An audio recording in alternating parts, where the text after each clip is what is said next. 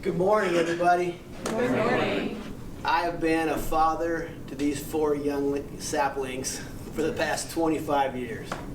So you can imagine I've spent a good portion of every single day engaged in these kids' lives, our parents up there. So I want to give, I could have that 10,000 hour rule could apply to me. I mean, I could give a speech to you guys on Dad's 101 or the 7 Habits of Highly Effective Fathers, but I won't go there.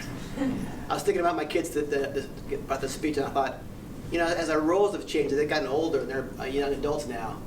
Their roles have changed now, and just to me, how we interact together. I found that with these guys together, I'm beginning to learn from them. I've changed the role between being their mentor, and now I'm kind of learning from them as adults. And I realized as each one of them have taught me a unique trait I can live by. And I began to realize they're teaching me, and I want to share those 4 traits to you guys today.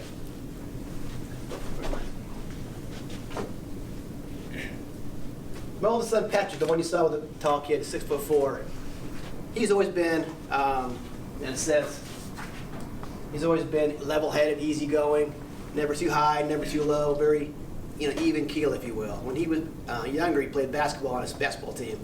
He was very good, but he was never interested in being the alpha dog. The guy had to have all the points.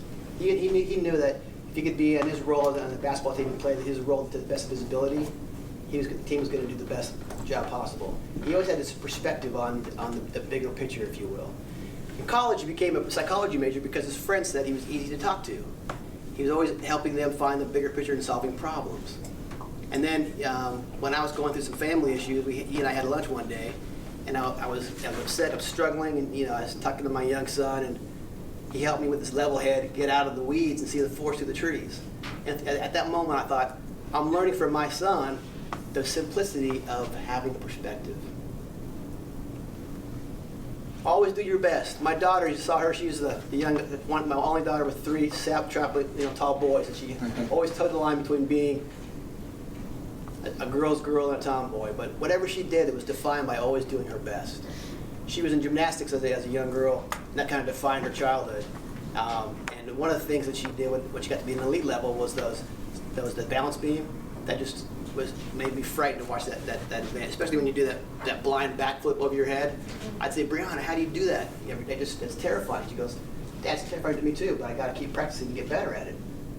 And then one day recently, she had to go through surgery. She had hip surgery while she was going through her master's degree at Wichita State, and that meant she couldn't walk for like 2 weeks. So I had to go down there and help her for a week.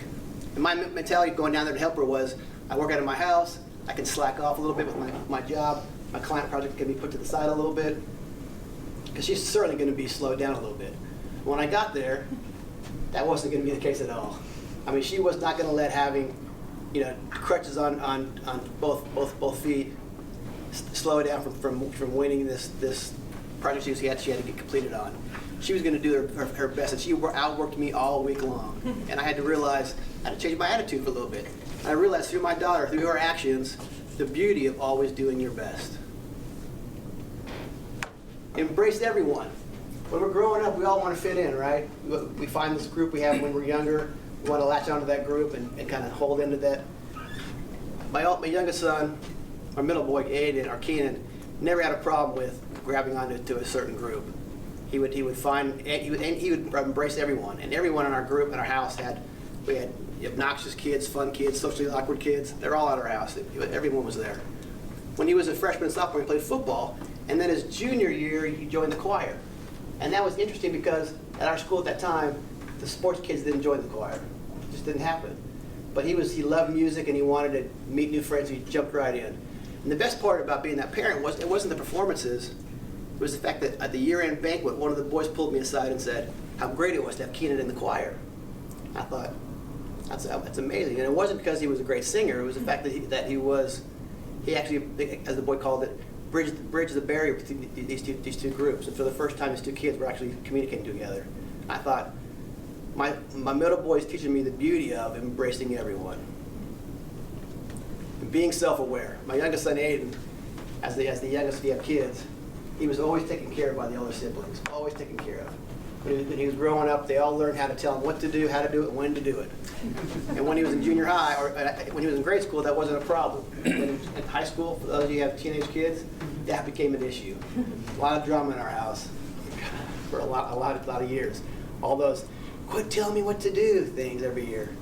But the funny thing was, he went off to college and began to get his arms around his strengths and his traits that he needed to improve upon. And he began to come home from school with an inquisitive mind and a positive interaction with his siblings. And then one day he pulled me aside and said, "Hey, Dad, I got a problem with one of my college roommates. Can you help me out a little bit?" I said, "Sure." And he began to tell his frustrations about his anger about his roommate, what the job this guy was doing to him, and how frustrated he was. But then at the moment he turned and started to have his perspective of his roommate. And then for a minute he began to think about the things he needed to do differently to be better at that role and how he could solve the problems. And then he smiled and said, "Hey, I got this thing figured out." I said, "Thanks, Aiden. Glad I could help you out. Appreciate it." So the funny thing was, I've always wanted to be the sage dad, right? The guy who has all the advice, all the answers. Then as I got older, I realized my kids were teaching me about how to live a great life. And they taught me 4 great perspectives and great traits you want to live by. Have perspective, always do your best, embrace everyone, and for goodness sakes, be self-aware. Thank you.